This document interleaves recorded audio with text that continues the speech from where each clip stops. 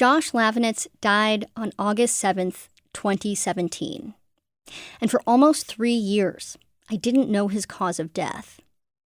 Josh was 39 years old when he died, and his death was totally unexpected. That's why the state medical examiner decided to do an autopsy. She ran a battery of tests, inspected the body, and wrote up everything she found in an autopsy report. It's a 15-page document, and it was the only thing that could confirm exactly how Josh died. Back in 2017, I couldn't get access to that report. But 3 years later, I finally got a copy. After it came in the mail, I called up my editor to debrief. All right, so? Yeah. You want to open it up? I had never read through an autopsy report before. Do I just read it to you? It is a startlingly detailed document. An examination of the body of Joshua Lavinitz is conducted by... For example, it includes Josh's height in inches and the weight of his heart in grams. There are other details, too. Details that would make it impossible to think it was describing anyone other than Josh. Identifying marks and scars. There are tattoos as follows: an angel figure with the names, dates, Caleb William, 3/20/01. On the left side of the chest, a mountain scene with the phrase, "The mountains are calling," and a puzzle piece on the anterior left wrist. The fingernails are very short, dirty, and appear bitten. Wow. This is very intimate. It goes on and on like this. And then, on page 6, I find what I'm looking for. The medical examiner's conclusion. Based on the investigation report and autopsy findings, it is my opinion that Joshua Lavinitz, a 39-year-old Caucasian man, died as a result of acute fentanyl intoxication. Cause of death, acute fentanyl intoxication. Manner of death, accident. I had gotten a tip this might be the case. That tip is why I went looking for the autopsy report again. And now I know. It was an opiate that killed Josh. But seeing that written in black and white, it doesn't make it any less surprising. There is so much information in here that is affirming of the person of what I observed. He was a nervous guy who, totally makes sense he would bite his fingernails. He loved the mountains. Of course, he had a tattoo of the mountains on him. He was so proud of his son. Of course, he had his name tattooed on him. And then, it just makes zero sense to me that he would end up using fentanyl. What do you want to find out now? I want to know how he got the fentanyl. It doesn't align with, the person I knew. And then also, it's weird as a reporter with this, too. It's like a big mystery for me. It's a genuine mystery. Why did he die? How did he die? And at the same time, it's like a real, genuine human life that's lost that I wish he were still alive.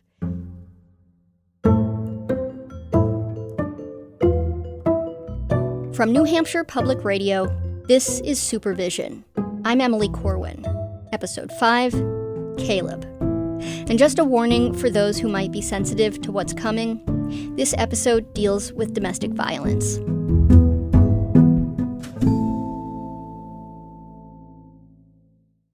Josh dying from a fentanyl overdose? I guess it should have been obvious. He was released from prison straight into a national opiate epidemic. One that has been particularly deadly in New Hampshire. And people like Josh, they are so vulnerable to this very thing. There's this study that came out of Massachusetts a year before Josh died. It found that people recently released from prison are 56 times more likely to die of an opiate overdose than the general public. So maybe it shouldn't have been such a surprise to me. But it was. I'm not a drug addict. A lot of people that... I'm not a drug addict. Josh said that twice on this call. It was the first time I ever spoke with him. He was still in prison. I don't do heroin and then all that crap. Josh said it was alcohol that was his problem. Here he is in another interview. Is alcohol abuse something that you've struggled with in the past? Yeah, you can say that. That was pretty much my drug of choice, Not much I don't like needles, so that eliminates that whole thing. I can't stand needles. But Josh looked down on people who used opiates. He called them junkies. He had this disdain for the drugs, which he'd bring up unprompted. Like when we were in a park and an ambulance drove by. I will never... Oh, another overdose? Yeah, there's 3 overdoses this weekend. Why does it make such an impression on you? What's that? The drugs. It was whatever happened to good old weed. It's just crazy. It's out of control. And I think it all goes back to the prescription drugs. Josh knew about the origins of the epidemic. He knew about the role of prescription painkillers and how overdose deaths were increasing at alarming rates. He seemed fully informed.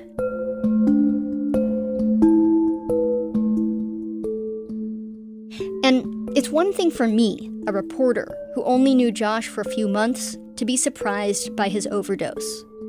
But I wasn't the only one. People who knew Josh much better than me, they were shocked too. That's the thing I don't understand. Is for the most part, he was very, very, very against hard drugs. Very against it. That's Becca Joy, Josh's ex and longtime friend. Another friend, Trisha Fariso, she says she doesn't even fully believe it now. Every time I talk to him, it never touched that stuff. I never do it. He swore to me he wasn't doing them. He hated them. That last voice is Elaine Shern, Josh's stepmom.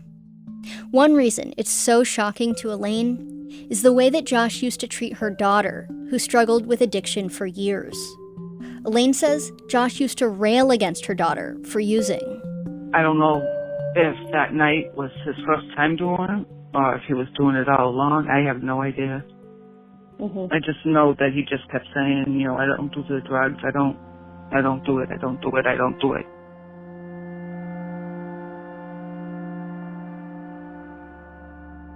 I was really grateful that Elaine agreed to talk to me. Because until my conversation with her, what I knew about the night Josh died was incomplete. Were you home that day, that he died? Yes. It was early August, and Josh and his stepdad were having a cookout, something they loved to do. There were 6 people at the house that night. Elaine and Josh's stepdad, who's since died, Josh's stepsister and her boyfriend, and Josh and his friend from work, a guy named Brandon. Josh was drinking along with everyone else, a violation of his parole. And then Elaine's daughter, Josh's stepsister, she noticed something, a detail she told her mom about later. Josh and Brandon, they kept going upstairs to Josh's room. They kept coming in and out. It didn't dawn on me that they were doing anything. And then my daughter, Lainey, she went upstairs, past his room, pretending she was going to her room. And she said that she could hear the sniffing. And she goes, Mom, it wasn't like a cold sniff. It's not a regular, it was a drug sniff. Sometime later that night, Lainey and her boyfriend drove home. That left just one person awake at the house when Josh died. Josh's friend from work, Brandon. He was the one who called 911. And when police arrived, they spoke with Brandon first. He told them he had not seen Josh use drugs. So then the police went upstairs, and they knocked on Elaine and her husband's bedroom door. Oh, God. So who woke you up? Woman police officer knocking on the door. Ugh. I assumed he was getting arrested, and she's like, well, we're here to inform you that he's deceased. I'm like, whoa, what? I wasn't expecting that at all. In your bedroom, huh? Yeah.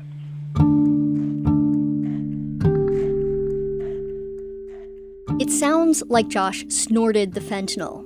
That much was not in the autopsy report. But how did he get a hold of it? who gave him the drugs. One person was in a position to know. Brandon was the only one that knew what happened, and he left. After he talked to police, he took off, and I never saw him again. Here's what I know about Brandon Olschlager. Josh met him at the roofing company, the job where, Josh told me, people showed up high to work every day. Also, the local police chief told me Brandon was familiar to his officers. His criminal record includes more than a decade of drug and property crimes. I spoke with Brandon's two closest family members. They told me it was entirely plausible that Brandon would give his friend fentanyl. Elaine, she's certain it was Brandon who gave Josh the drugs that killed him. So I went to the Milton Police just to see if I can get a report or what, Brandon said. And that's how I found out Brandon had died of an overdose. 6 months after Josh died, Brandon died of an overdose too.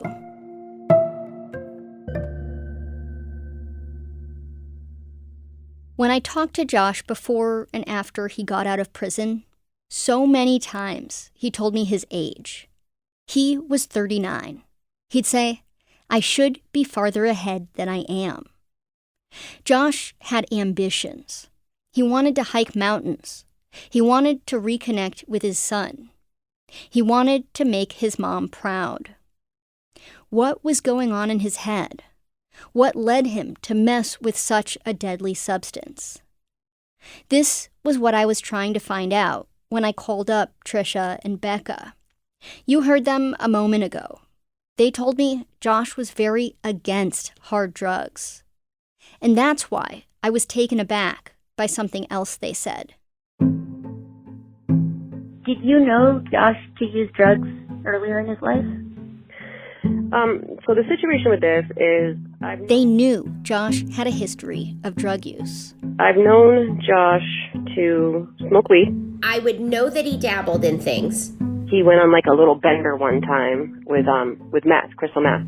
What do you mean when you say that? Like which things? Coke. Pills. Trisha and Becca are not naive when it comes to drugs. Becca is in recovery, and Trisha's ex-husband overdosed more than once. And yet, here I was, listening to them lay out a pattern of behavior that they themselves didn't seem to recognize. I think it was pain pills or something like that. Probably oxys. He had done opiates, just not with needles. Yes. I didn't even think of that. I didn't even think of that part of it. All of this, coke, pills, crystal meth, and neither of them saw Josh's overdose coming. I can think of two reasons why that would be. First, there's no evidence Josh spent years or even months in the grip of addiction, the way Becca had or Trisha's ex-husband had. And second, and more importantly, I think Josh was very good at getting people to see the guy he wanted to be, myself included. He wanted me to see. I've always felt like he wanted me to see him as the good guy. Yeah. Well, he wanted me to see the same thing, but that's all sides.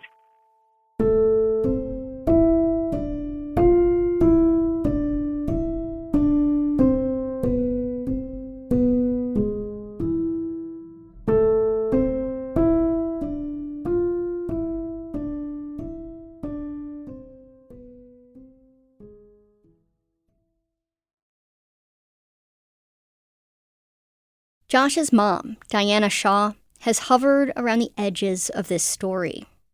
She was supposed to pick Josh up when he was released from prison, but she couldn't make it because she had to work that day. And at the hospital, after Josh's seizures, I watched her rush through the ER to get to her son, but I didn't share more than a word with her. And she was someone Josh talked to me about with a kind of yearning. He hadn't wanted to break her heart by going to prison. After Josh died, I messaged Diana maybe too many times. She didn't want to talk.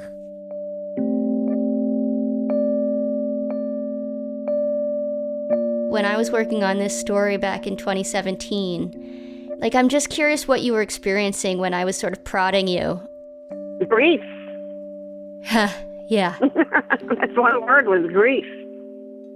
Every time I turned around, something reminded me of Josh. Everywhere. I was working at Walgreens. Even there was a magazine on hiking the mountains right there. I says, I got to get out. Get some peace of mind.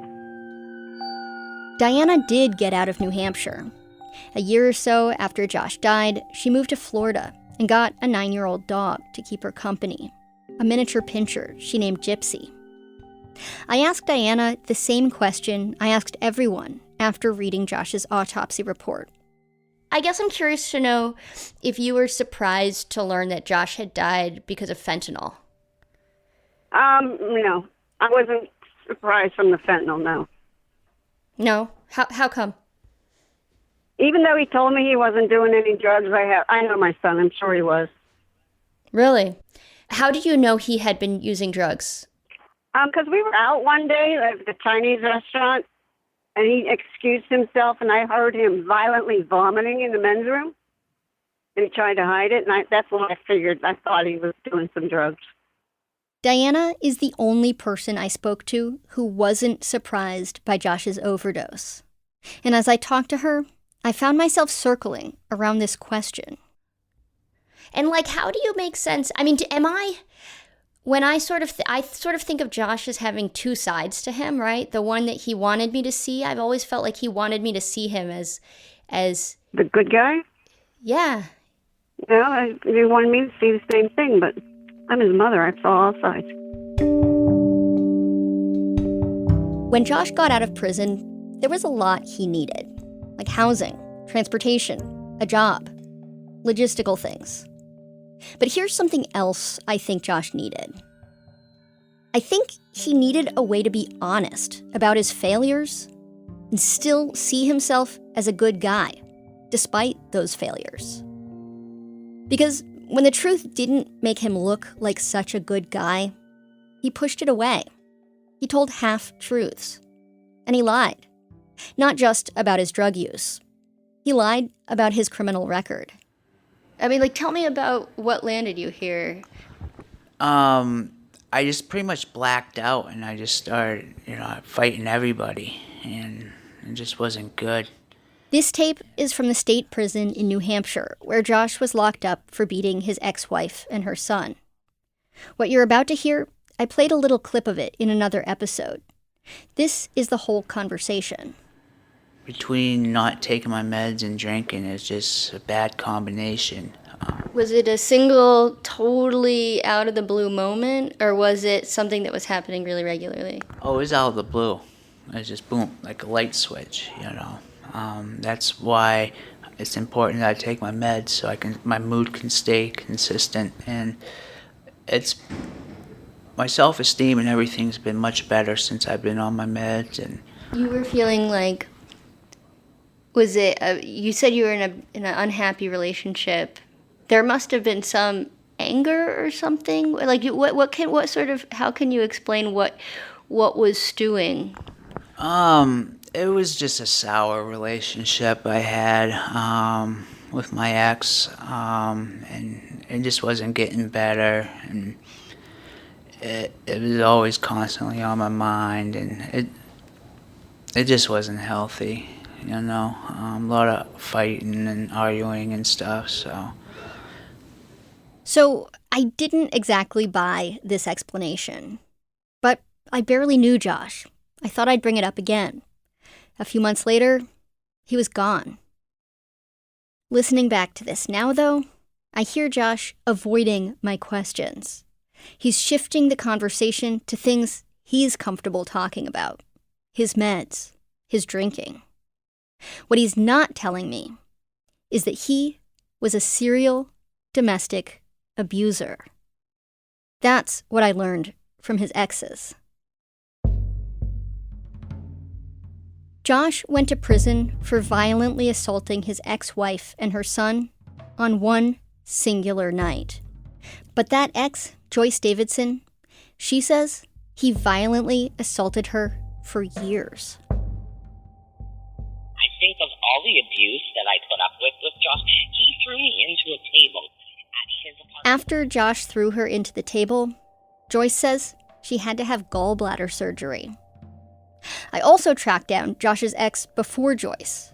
She told me the same kinds of stories, only maybe worse. She didn't want to be recorded. And before that ex was Becca. He was really, really, violent with me at times. And when I started sticking up for myself and he knew I wasn't going to put up with it anymore, that was kind of like when we were done. Talking to Josh's exes made two things suddenly clear. First, although Josh had assaulted his partners for close to 20 years, law enforcement was rarely involved. And second, there was a time when law enforcement did intervene. And I had missed it because I wasn't looking in the right place. This wasn't his first time going to jail. He did spend some time in Maine. Was it Maine? It might have been Maine. Okay. Gosh. I didn't know Josh had lived in Maine. After I talked to Tricia, I requested Josh's record in that state. And there it was. He had 2 felony convictions in Maine. One, an assault against a cop. The other, an assault against a girlfriend. He spent more than 9 months in prison. The first communication I ever had from Josh was a letter he wrote me from the prison in New Hampshire. At the very top of that letter, he says, "This is my first prison sentence." The first thing Josh ever told me wasn't true.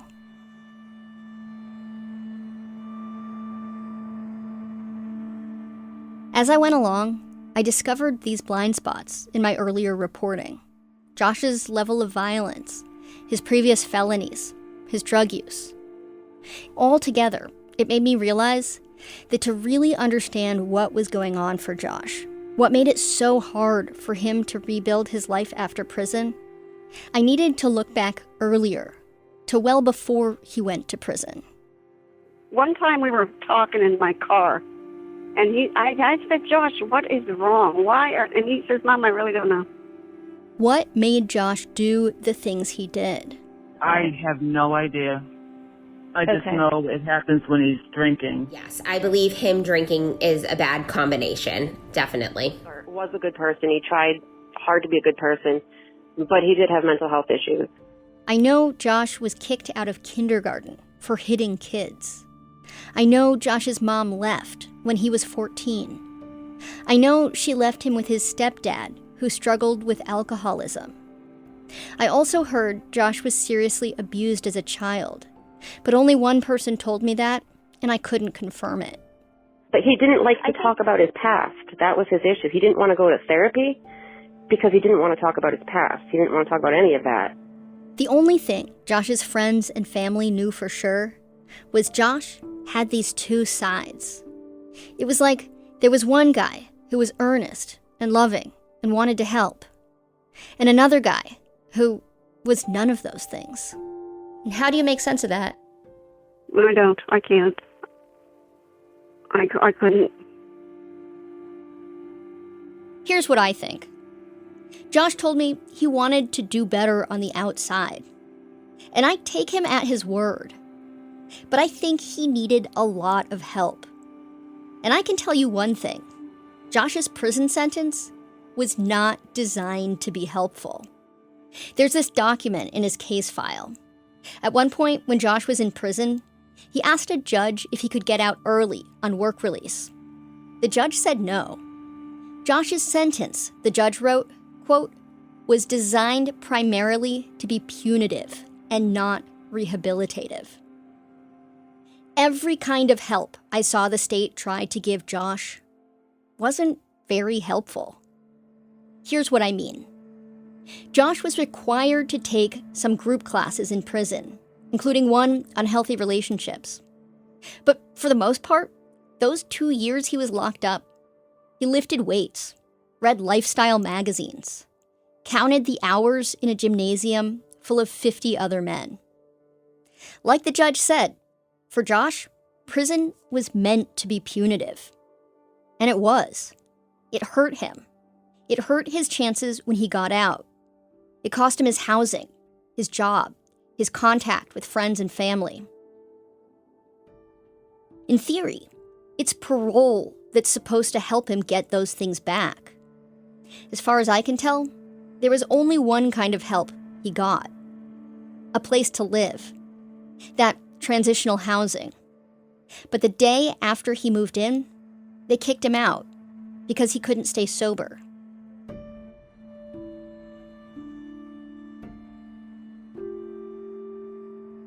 There's another thing I think Josh needed.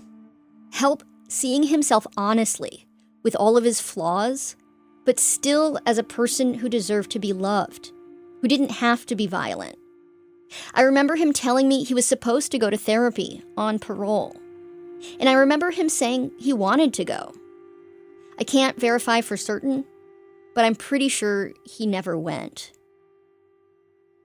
I just keep feeling like what Josh really needed was some kind of safe space where he didn't have to worry about mooching or falling off a roof at work. Some way to take the external pressure off so he could look inside himself.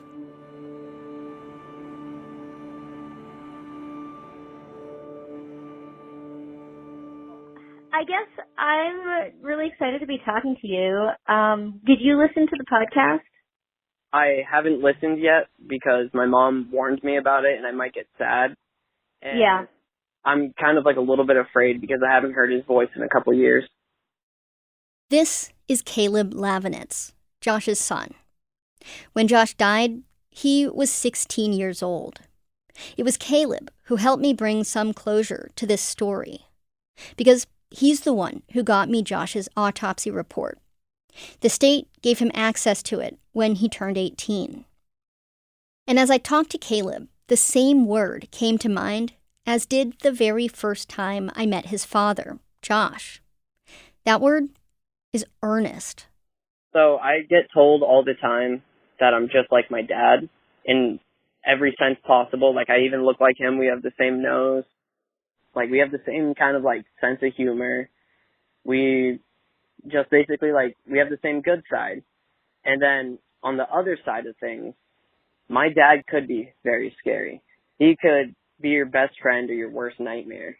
And I'm still scared of going down the same path that he went when he got older. I'm a little scared for Caleb's future, too. It's like he knows the steps his father took and where that led him. But it seems hard for Caleb not to follow in Josh's tracks.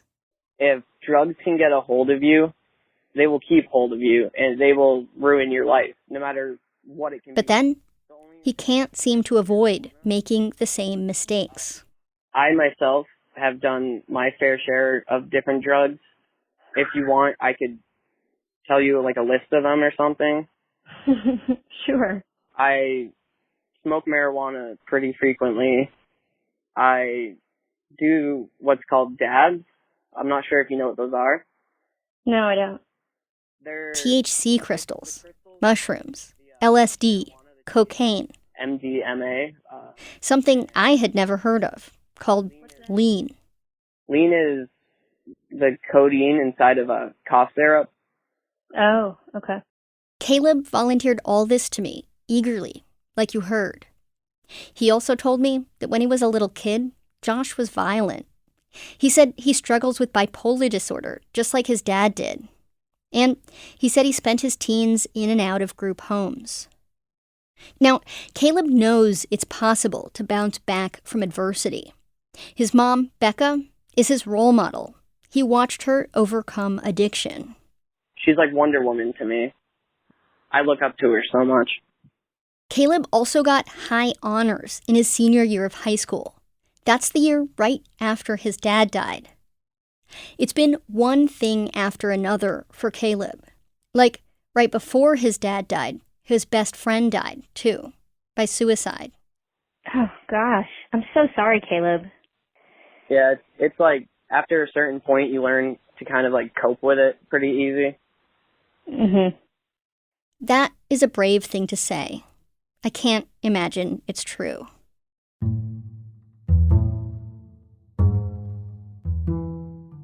This is how my conversation with Caleb goes. Adversity, then something hopeful. I get flashes of his intelligence, his integrity, then more adversity. I also currently can't go home right now. There was some issues at home with my stepdad. Can I pry a little bit? You can pry. Yeah, what's going on with your stepdad? So there was one morning he started just being really rude at like 5 a.m. to my mom. And he started slamming doors. And when he went outside, he was like talking crap. Caleb says his stepdad pushed him. Caleb got a knife, and the stepdad called the police. So I ended up getting arrested for criminal threatening. And they put a no contact order on my mom and me and him. Caleb's prior charges, those were in the juvenile system. That was all wiped clear when he turned 18. This incident with the knife is his first charge as an adult, a domestic violence charge.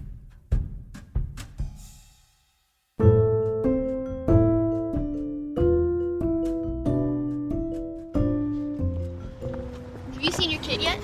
On Facebook, yeah. How was it? It was good. I wonder what made it so hard for Josh to be honest with himself about his weaknesses. I wonder what he needed to be able to confront those demons. I wonder why Josh didn't visit his son in the 3 months he was out of prison. I know he wanted to. I miss my son.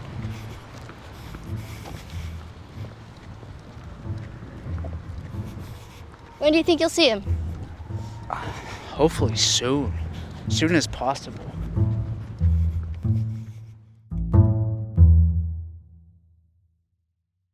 If you are in an abusive relationship and you want help making a plan to get out of it, you can call the Domestic Violence Hotline.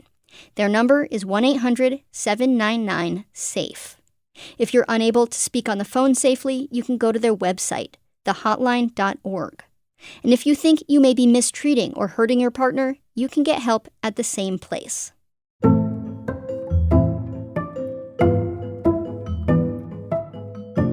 Supervision was reported and hosted by Emily Corwin. It was produced by me, Jack Rodolico, editing by Dan Barrick, Erica Janik, and Maureen McMurray. Additional production by Jackie Fulton. Digital production by Sarah Plord and Rebecca Lavoie. Special thanks to Vermont Public Radio. And thanks to Nick Capodice, Hannah McCarthy, Corey Princell, and Jason Moon. Supervision is a production of New Hampshire Public Radio.